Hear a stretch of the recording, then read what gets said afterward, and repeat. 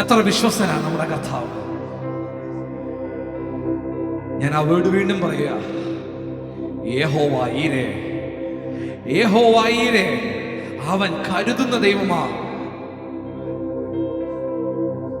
കരുതിയേക്കാമെന്നല്ല ഞാൻ ഈ പറയുന്നേ, അവൻ കരുതി കഴിഞ്ഞെന്നേ. നിങ്ങൾക്ക് വേണ്ടുന്നത് അവൻ കരുതി കഴിഞ്ഞു. ഇനി ഒരു സന്തോഷ വാർത്ത പറയട്ടെ, നിങ്ങൾക്ക് വേണ്ടി കരുതിയത് നിങ്ങൾക്ക് അത് ലഭിക്കുമ്പോൾ ദൈവത്തിന്റെ സൈന്യത്തോടൊപ്പമായിരിക്കും. കാരണം അബ്രഹാമിന് അത് ലഭിച്ചത് എങ്ങനെയാ? ദൈവത്തിന്റെ ദൂതൻ വന്നിറങ്ങിയിട്ടാ ലഭിച്ചത്. അങ്ങനെ ചില സ്വർഗീയ അനുഭവങ്ങളാൽ നിന്നെ ദൈവം നിറയ്ക്കും. വിശ്വസിക്കുന്നുണ്ടോ അത്? ഓ, എത്ര വലുതാണ്!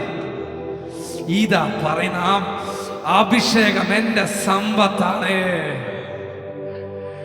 ദൈവത്തിന്റെ ദൂതൻ മുഖാന്തരം അബ്രഹാമിന് മറയ്ക്കപ്പെട്ട് കിടന്ന യാഗവസ്തു പുറത്തു വന്നതുപോലെ അബ്രഹാം തിരിച്ചറിഞ്ഞു, എനിക്ക് വേണ്ടി കരുതിയ ദൈവത്തിന്റെ വിശ്വസ്തതയെ.